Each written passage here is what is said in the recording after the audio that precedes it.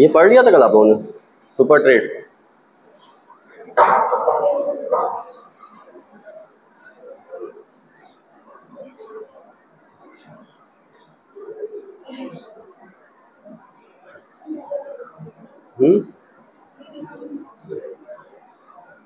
Big 5 approach से पढ़ना है।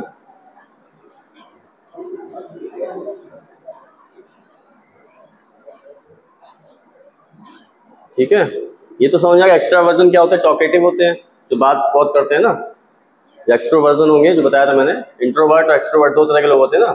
जो एक्स्ट्रोवर्ट होंगे वो क्या होगा, सबसे मिक्सअप हो जाएंगे, उससे बातें करेंगे, तो वो टॉकेटिव होते हैं।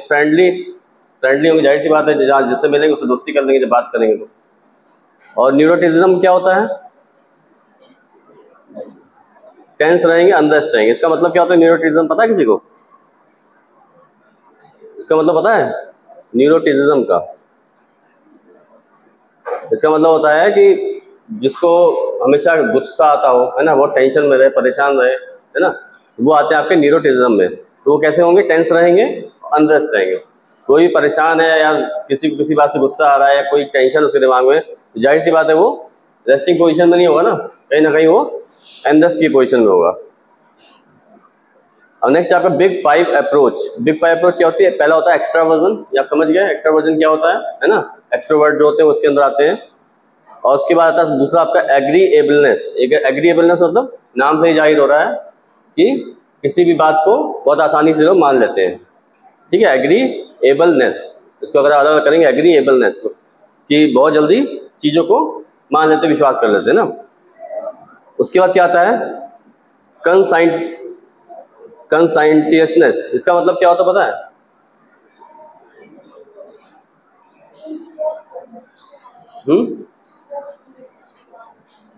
क्या चीज?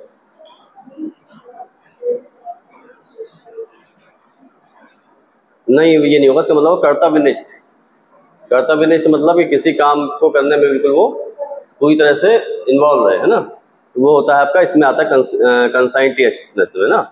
न्यूरोटिज्म समझ गया, जिसको गुस्सा आता है या जो भी इस तरह की नेचर होता है उसमें आता है। ओपननेस मतलब क्या होगा?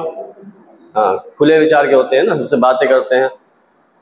ये सारी चीज़ आपके बिग 5 अप्रोच में। ठीक, फिर आता है फैक्टर इन्फ्लुएंसिंग पर्सनालिटी। क्या क्या फैक्टर्स होते हैं जो पर्सनालिटी पे इन्फ्लुएंस डालते हैं? पहला होता है role of heredity and biological factor, है ना।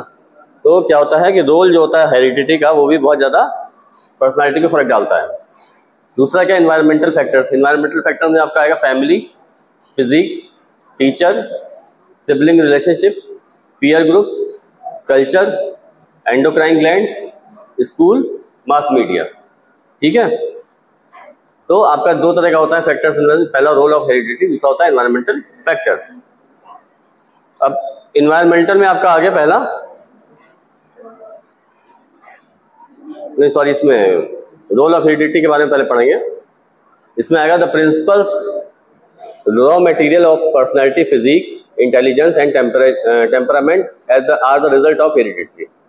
इनके हिसाब से क्या है, इनका जो प्रिंसिपल है कि पर्सनालिटी कैसे आपकी बनती है? फिजिक, इंटेलिजेंस और टेम्परामेंट से। किसी का फिजिक कैसा है, उसका इंटेलिजेंस कैसा है और उसका टेम्परामेंट कैसा है। टेम्परामेंट समझते हैं ना? टेम्परामेंट समझते कि नहीं? फिजिक ठीक है, बॉडी हुई। इंटेलिजेंस समझी रहे हैं। टेम्परामेंट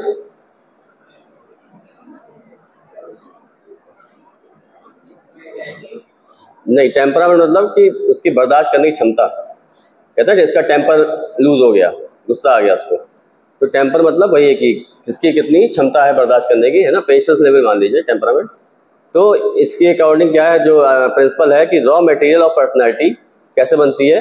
फिजिक, इंटेलिजेंस और टेम्परामेंट। किसी का भी अगर हम किसी इंडिविजुअल की बात कर रहे हैं तो उसके फिजिक को देख के और उसके इंटेलिजेंस को देख के और टेम्परामेंट को देख के हम ये डिसाइड करते हैं कि उसकी पर्सनैलिटी कैसी है। ठीक है, are the result of heredity. ये मतलब ये, और इनके हिसाब से ये चीज़ें जो है हेरिडिटी से आती हैं, कि मतलब फिजिक उसका जो होगा वो हेरिडिटी होगा, जेनेटिक्स में जैसा है, इंटेलिजेंस और टेम्परामेंट। सही बात है ये? ऐसा हो सकता है? ऐसा हो सकता है क्या, बताओ? हो सकता है? पहला वाला तो हो सकता है फिजिक्स, इंटेलिजेंस कैसे हो सकता है? इंटेलिजेंस नहीं हो सकता ना, जरूरी नहीं कि माँ बाप जैसे बच्चे वैसे ही होता है ऐसा। और ऐसा तो IAS का बच्चा IAS ही बन जाएगा, है ना? तो कई बार एक लेबर का बच्चा भी IAS बन जाता है। तो ऐसा, ये तो थ्योरी बस है, तो आप समझिए, भी आगे चल के पता चलेगा। और टेम्परामेंट मतलब हर इंसान का पेशेंस लेवल अलग है, जरूरी नहीं माँ बाप गुस्से वाले हो बच्चा भी गुस्से वाला हो, या माँ बाप सीधे हो तो बच्चा भी सीधा हो, ऐसा तो नहीं है ना। तो हेरिडिटी में चीज़ नहीं होना चाहिए। Are the result of heredity, जैसे इन्होंने लिखा है, how they will develop will depend on environmental influences. ठीक है, वो कैसे डेवलप करते हैं? एनवायरमेंटल इन्फ्लुएंसेस से। Many aspect of human behaviour and development ranging from physical characteristics such as height, weight, eye and skin color. The complex pattern of social and intellectual behavior are influenced by a person's genetic endowment, है ना। तो इनके हिसाब से क्या है, many aspect of human behaviour, ज़्यादातर जो ह्यूमन बिहेवियर है, and development ranging from physical characteristics such as height, weight, eye and skin colour, the complex pattern of social and intellectual behaviour. ठीक है, मतलब क्या है कि ये अलग अलग सबका होता है, एक जैसा नहीं हो सकता किसी का भी ना। किसी का फिजिक है, या वेट है, हाइट है ना, आई का शेप है, स्किन कलर है, एक जैसा तो नहीं हो सकता। ठीक है, तो उसमें कहीं ना कहीं थोड़ा सा डिफरेंस आता है। And intellectual behaviour are influenced by a person genetic endowment, और इन्फ्लुएंस किसके द्वारा होता है? पर्सन जेनेटिक इंडोमेंट की वजह से। ठीक है, जो भी इसके जेनेटिक्स में है उसकी वजह से ये चीज़ें इन्फ्लुएंस होती हैं। सेकेंड आता है एनवायरमेंटल फैक्टर्स। इसमें क्या आएगा? Factors affecting personality. इसमें क्या क्या फैक्टर आएंगे? पहला है social characteristics of an individual, दूसरा है social economical status, being rich और पुअर, मतलब वो गरीब है या अमीर है। Education gained, observation perceived, experimentation made, provision of health, food, privilege made available, good parental care, warmth, love and acceptance bye associated, living in good areas versus slums. ये सारे फैक्टर जो हैं आपके इन्वायरमेंटल फैक्टर्स में आएंगे। ठीक है,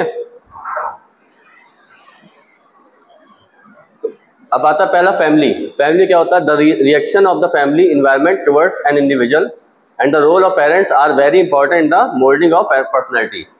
ठीक है, जो फैमिली का जो इन्वायरमेंट होता है किसी इंडिविजुअल के लिए, and the role of parents, जो पेरेंट्स का रोल होता है, are very important in the moulding of personality. Personality को मोल्ड करने में, बनाने में फैमिली और जो पेरेंट है उनका बहुत इंपॉर्टेंट रोल होता है ना। Parents serve as a model whom the child imitates and their influence is considerable on the child. Parents influence the development of child. ठीक है, पेरेंट्स क्या करते हैं? पेरेंट्स के डेवलपमेंट में इन्फ्लुएंस डालते हैं, प्रभाव डालते हैं, उसको चेंज करते हैं ना, या अच्छा होगा या बुरा होगा, जैसा भी होगा, वो काफ़ी चीज़ें पेरेंट्स पे डिपेंड करती हैं। ठीक है, overprotective mothers will influence children in the direction of dependence. कई बार क्या होता है, कुछ बच्चे होते हैं, उनकी जो मदर होती है वो एक्स्ट्रा उसकी केयर करती है ना, ओवर करती है ना कभी कभी, तो उससे क्या होता है? Direction of dependence. तो बच्चा क्या होता है? डिपेंडेंट हो जाता है, सेल्फ डिपेंड ना होकर डिपेंडेंट हो गया, वो मदर पे डिपेंडेंट है, मतलब कहीं भी जाने डरेगा, कुछ काम करने में वो डरेगा, हर चीज़ में उसको मदर की हेल्प चाहिए, क्योंकि उसको कुछ कॉन्फिडेंस नहीं आएगा अगर वो पूरे टाइम उसको इन्वॉल्व रहेंगे उसके साथ। कहते हैं ना, बच्चों को थोड़ा कुछ देर के लिए अपने अकेला छोड़ना चाहिए किसी चीज़ के लिए ना, बहुत ज़्यादा उनके पीछे नहीं लगना चाहिए। Nagging mothers will cause children to be shy, submissive and emotionally unstable. तो ऐसे मदर्स क्या करती हैं? बच्चों को शाई बना देती हैं। अब क्या बच्चा कहीं किसी के पास जाएगा ही नहीं, पूरे टाइम अपने पास अगर मदर लेके बैठी हुई है, तो कभी पब्लिक में जाएगा क्या करेगा? शर्माएगा, किसी को फेस नहीं कर पाएगा, सबसे डरेगा, होगा कि नहीं ऐसा? कि देखा होगा कि बच्चे ऐसे होते हैं जो न्यूक्लियर फैमिली और ज्वाइंट फैमिली, ये अंतर है। आजकल की फैमिली के न्यूक्लियर फैमिली है, समझते? न्यूक्लियर फैमिली ना, न्यूक्लियर फैमिली समझते कि नहीं? ज्वाइंट फैमिली और न्यूक्लियर फैमिली क्या अंतर है? ज्वाइंट फैमिली में जहाँ पे दादी बाबा चाचा चाचे सब लोग साथ में रहते थे ना। न्यूक्लियर फैमिली क्या है? जहाँ पे खाली पेरेंट्स साथ में रह रहे, बच्चे रह रहे। तो उन दोनों में क्या अंतर आ रहा है आजकल? न्यूक्लियर फैमिली के बच्चे जो हैं वो बाई नेचर बहुत अच्छे नहीं निकल रहे हैं अब आने वाली जनरेशन में। क्यों नहीं निकल रहे हैं? क्योंकि वो किसी को देखते ही नहीं है, उनको पता ही नहीं कैसे बिहेव किया जाता है। सही है कि नहीं बात? ठीक है, तो अब बच्चा जब देख रहा है, दादी को देख रहा है, बाबा को देख रहा है, चाचा को देख रहा है, चाची को देख रहा है ना, अपने कजन्स को देख रहा है, बहुत चीज़ सीखता है, अच्छी चीज़ सीखता है, बुरी चीज़, हर तरह की चीज़ सीखता है। सोशल डेवलपमेंट होता है उसका, है ना, सबके साथ वो सबको फेस कर सकता है।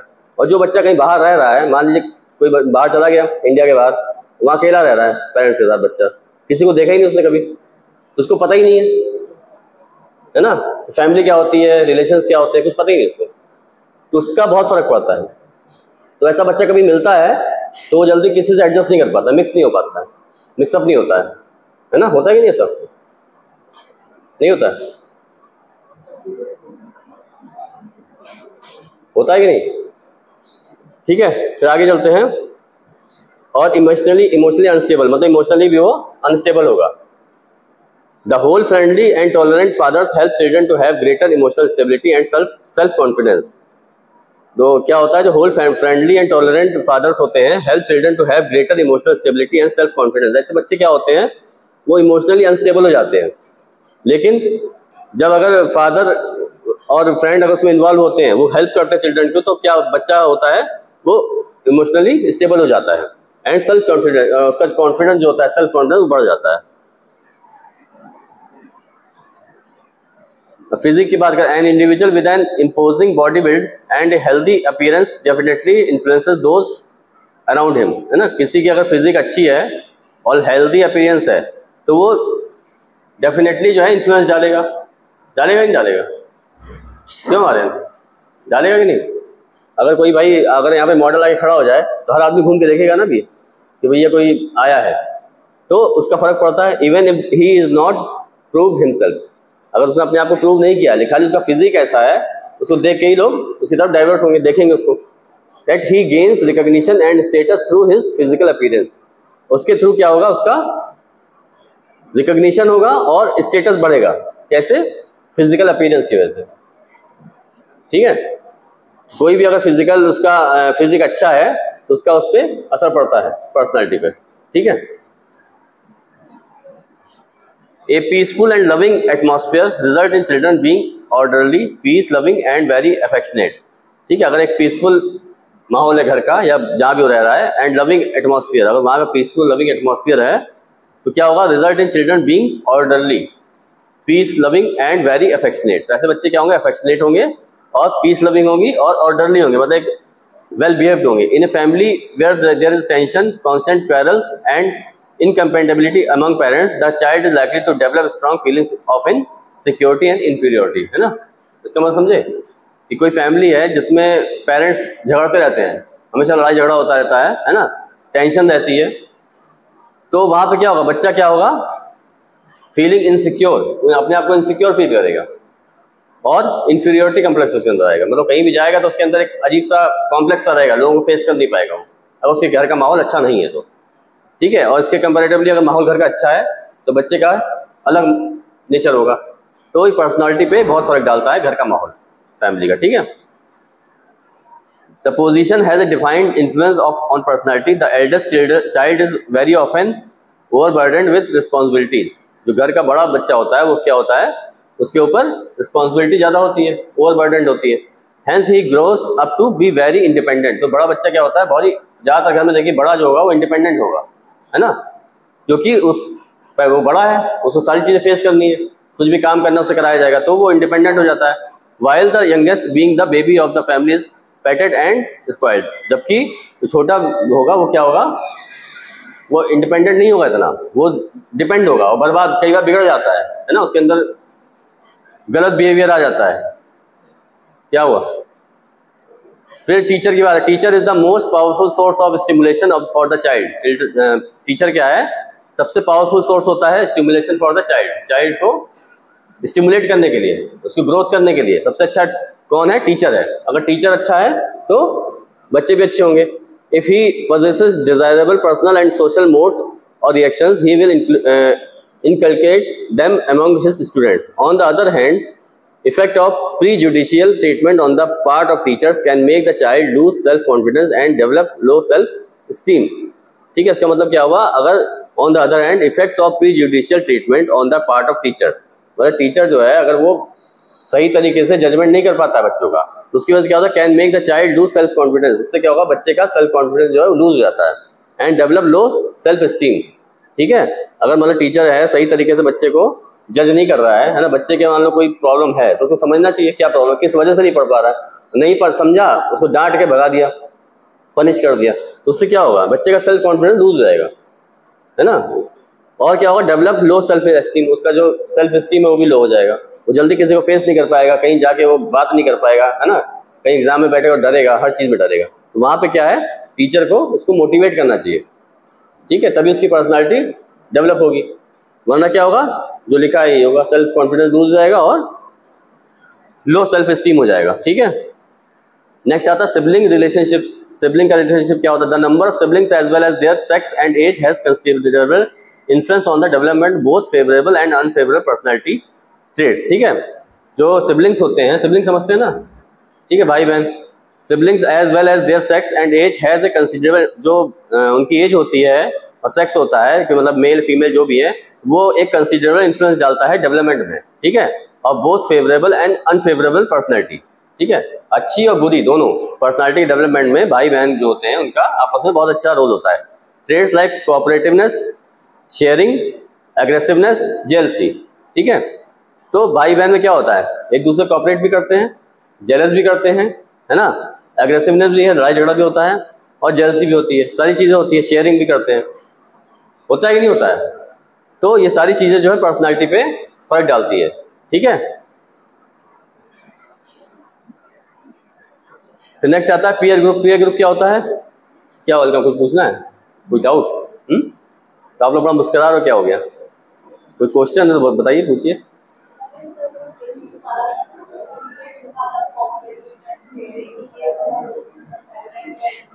अच्छा अच्छा, हाँ ऐसा भी होता है, सही बात है। अब आता है पीयर ग्रुप। पीयर ग्रुप क्या होता है, सेम एज ग्रुप होता है, ठीक है।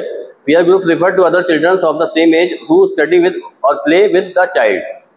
Peer group is much more influential than siblings और पेरेंट्स, ठीक है। पीयर ग्रुप क्या होते हैं, ज़्यादा इन्फ्लुएंशियल होते हैं सिबलिंग और पेरेंट के, क्योंकि ज़्यादातर बच्चे जो हैं वो अपने दोस्तों से ज़्यादा सीखते हैं, होता है कि नहीं होता है। बच्चे स्कूल गए या कॉलेज में गए तो जो उनको वहाँ पे जो फ्रेंडशिप होती है उससे उनका डेवलपमेंट ज़्यादा होता है, ठीक है। 12th तक या 10th तक तो बच्चा घर में है, बिल्कुल पेरेंट्स के उसमें है, जब बाहर निकलता है तभी उसका पर्सनालिटी चेंज होती है, तब वो दुनिया को देखता है, दुनिया क्या है ना। ज़्यादातर के साथ ऐसे होता है, बाकी कुछ तो होते हैं जो पहले से निकल जाते हैं, पर कुछ की बात कर रहे हैं जो मेजर केसेस में ऐसे होता है कि जब वो बाहर निकलते हैं पढ़ने के लिए या जिस चीज़ के लिए निकले तो वहाँ पे जाके उनका डेवलपमेंट होता है, अच्छा भी होता है बुरा भी होता है। बहुत कुछ लोग अच्छा भी सीखते हैं दुनिया को देख के, पता लगा घर में कभी देखा ही नहीं इस तरह का माहौल, किसी घर में मान ली लड़ाई झगड़ा होता है, घर का माहौल निगेटिविटी है ना, तो बिल्कुल वो टेंस रहते हैं, परेशान रहते हैं। बाहर निकले उनको पॉजिटिव माहौल मिला तो उससे उनके अंदर चेंज आया, है ना, पॉजिटिविटी की तरफ गए। कहीं कहीं क्या है, बच्चे घर में बहुत अच्छे माहौल में, बाहर निकले उनका फ्रेंड सर्कल खराब मिल गया, तो क्या होगा, संगत का असर होगा कि नहीं होगा। तो दोनों चीज़ें होती हैं, ठीक है। फिर आता है culture. Individuals of certain cultures are more generous, ठीक है। जो इंडिविजुअल होते हैं कुछ कल्चर्स के, वो क्या होते हैं, आर मोर जेनरस होते हैं, ओपन हार्टेड होते हैं, warm, whereas individuals of some other cultures are suspicious, ठीक है। अलग अलग कल्चर्स के अलग अलग अपने अपने क्या होते हैं, रीति रिवाज होते हैं, नियम कानून होते हैं ना, तो उसके हिसाब से चीज़ें बदल जाती हैं। Suspicious, introverted and self centred. It has also been found that certain culture communities are more prone to develop certain abnormal behaviors as compared to others, ठीक है। Probably due to the influence of geographical, dietary, hormonal और genetic influences within the community।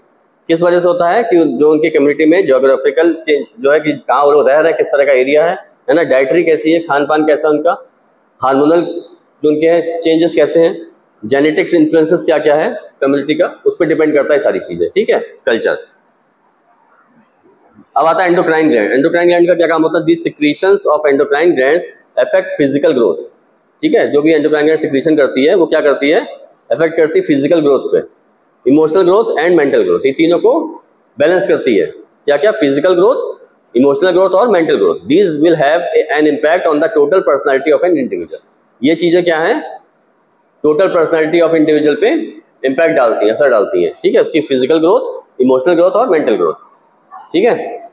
तो ये कौन manage करता है, हमारी endocrine gland जो है वो तरह तरह के हार्मोन सिक्रीट करती है, उससे सारी चीज़ें बैलेंस होती हैं।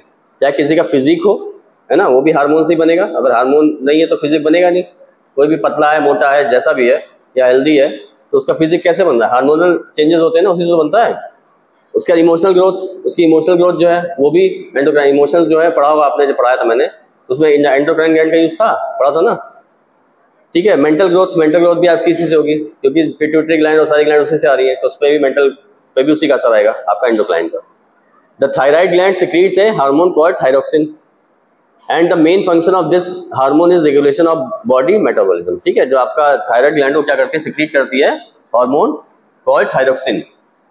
ठीक है, थायराइड ग्लैंड आपकी थायरोक्सिन को सिक्रीट करती है and the main function of this hormone is regulate of the metabolism. Body का मेटाबॉलिज्म रेगुलेट करता है आपका थायरोक्सिन। ठीक है, if the thyroid gland is underactive the result is usually mental dullness, inactivity, depression, fatigue and poor appetite. तो क्या होता है, कभी कभी देखा हो थायराइड के जो पेशेंट होते हैं, इनको थायराइड की प्रॉब्लम है, उनके साथ इस तरह की दिक्कत आती है। ठीक है, उनका क्या होगा, जो मेंटल लेवल है वो थोड़ा सा डिस्टर्ब हो जाता है, वो मेंटली बहुत फिट नहीं रहेंगे, जिसका मतलब बहुत हाई लेवल पे है, स्टार्टिंग की बात नहीं कर रहा हूँ, जिसका बहुत ज़्यादा बढ़ जाता है। ठीक है, इनएक्टिविटी होगी, मतलब थोड़ा दूर चलेंगे थक जाएंगे, कोई काम करेंगे थक जाएंगे, सीढ़ी चढ़ लेंगे हाँफने लगेंगे, इस तरह के सिम्टम आते हैं। डिप्रेशन में होते हैं कई बार, कुछ पेशेंट होते हैं, क्यों डिप्रेशन में आते हैं, क्योंकि अब थायराइड है, वजन बढ़ रहा है, कोई काम नहीं कर पा रहे हैं, तो उसको लेके डिप्रेशन आ जाता है कि हम औरों की तुलना में हम कुछ कर ही नहीं पाते हैं, वजन हमारा बढ़ता जा रहा है, हम कुछ खाते नहीं, एक रोटी खाते हैं फिर भी हमारा वजन बढ़ रहा है। तो ये सब कारण क्या है, डिप्रेशन का होता है ना। फटीग जो होता है कि थकान बहुत जल्दी हो जाती है, कोई भी काम किया थक गया, वो करना चाह रहा है, उसकी इच्छा करने की पर नहीं कर पा रहा है, क्योंकि उसको थायराइड है उसकी वजह से। एंड पुअर एपेटाइट, उसकी वजह से तो कोई काम नहीं करेगा, मेंटल डिप्रेशन में रहेगा तो भूख भी उसकी गायब हो जाएगी। ठीक है, तो सारी चीजें आती हैं आपके एंडोक्राइन ग्लैंड की वजह से होती हैं। The parathyroid gland regulates calcium metabolism. जो आपकी पैराथायराइड ग्लैंड को क्या करेगी, रेगुलेट करती है आपकी कैल्शियम मेटाबॉलिज्म को। Excitability of the nervous system is directly dependent on the amount of calcium in the blood. जो आपकी एक्साइटेबिलिटी होती है नर्वस सिस्टम की, वो किस पे डिपेंड करती है, कैल्शियम पे। कैल्शियम आपकी बॉडी में सबसे इंपॉर्टेंट होता है, जो ब्लड में आपकी कैल्शियम है वही आपकी समझ लीजिए नर्वस सिस्टम को और मसल्स को चला रहा है। अगर कैल्शियम किसी की बॉडी में कम हो जाएगा तो सारी चीजें आपकी डिस्टर्ब होने लगेंगी। ठीक है, deficient working of this gland leads to the development of an irritable, distracted, nervous and a tense person. ठीक है, अगर ग्लैंड लीड्स टू डेवलपमेंट, इसका मतलब अगर हो जाएगा, डेफिशिएंट हो जाएगी, ये वर्किंग नहीं करेगी सही से, तो क्या होगा, development of an irritable, distracted, nervous and tense person. ठीक है, इस तरह की चीजें किसी भी इंसान में डेवलप हो जाएंगी अगर आपकी एंडोक्राइन ग्लैंड सही से काम नहीं कर रही है। फिर आता similarly other glands namely pituitary, the adrenal and the gonads have their ट्रेमेंडस impact on various personality traits. इसके साथ ही आपकी जैसे पिट्यूटरी ग्लैंड हो गई, एड्रिनल ग्लैंड हो गई और गोनैड्स हो गई, ये क्या करती है, ये भी आपके पर्सनालिटी में इंपैक्ट डालती है ना। ये सारी ग्लैंड्स, ये सब आपका एंडोक्राइन ग्लैंड का पार्ट है। नेक्स्ट आता है school. The children spend much of their time in the schools and hence it can play a very large part in the formation of the personality of the child.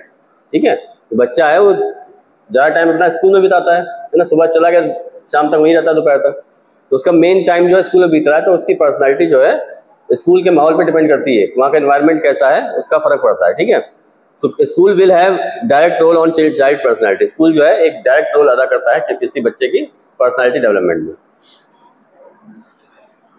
The friendships and acquaintances which are made among the children themselves, the type of curriculum in the schools which affect the habitual responses of children, well furnished laboratories, adequate playground। ठीक है, जो school का curriculum होता है वो उसकी habit पे असर डालता है, एक मतलब वहाँ पे जो करिकुलम बना हुआ उसके हिसाब से काम कर रहा है, टाइम टेबल के हिसाब से, शेड्यूल के हिसाब से, तो वो चीज़ उसके दिमाग में फीड हो जाती है। फिर वो डेली अपने घर में भी जहाँ भी रहेगा एक रूटीन उसका बन जाता है कि मुझे हर काम एक टाइम टेबल के हिसाब से, शेड्यूल के हिसाब से करना है। एक उसको कॉन्सेप्ट मिल जाता है, कहाँ से मिलता है, वो स्कूल से मिलता है। तो ये एक पर्सनालिटी का बहुत इंपॉर्टेंट पार्ट है। किसी की पर्सनालिटी अगर अच्छी है, डेवलप हो रही है, तो उसमें इसका स्कूल का बहुत अच्छा रोल है। ठीक है, स्कूल अगर बच्चा जा रहा है तो वही सारी चीज़ सीख रहा है। Which affect the habitual responses of children. ठीक है, well furnished laboratories, adequate playground, अगर उसका जो माहौल है वहाँ का खेलने का प्लेग्राउंड वो अच्छा है, और वेल फर्निश्ड लेबोरेटरीज जो अगर अच्छी हैं तो उसका भी उस पर अच्छा इम्पैक्ट आता है। ठीक है, फिर नेक्स्ट आता है mass media. Mass media includes films, television, radio, printed literature etcetera. Mass media has a considerable impact on attitude. ठीक है, मास मीडिया जो है, जो भी आपका रेडियो, टेलीविजन, फिल्म्स, लिटरेचर है, ये क्या करती हैं, एटीट्यूड पे असर डालती हैं, values, belief and behaviour pattern, ये सब पे इन्फ्लुएंस डालती है। ठीक है, डालती कि नहीं डालती? जो मूवी देखते हो या मोबाइल में देखते हो उससे अच्छी चीज़ भी सीखते हो, खराब चीज़ भी सीखते हो। तो सबके जो बच्चे सीख रहे हैं आजकल, पढ़ भी उसी समय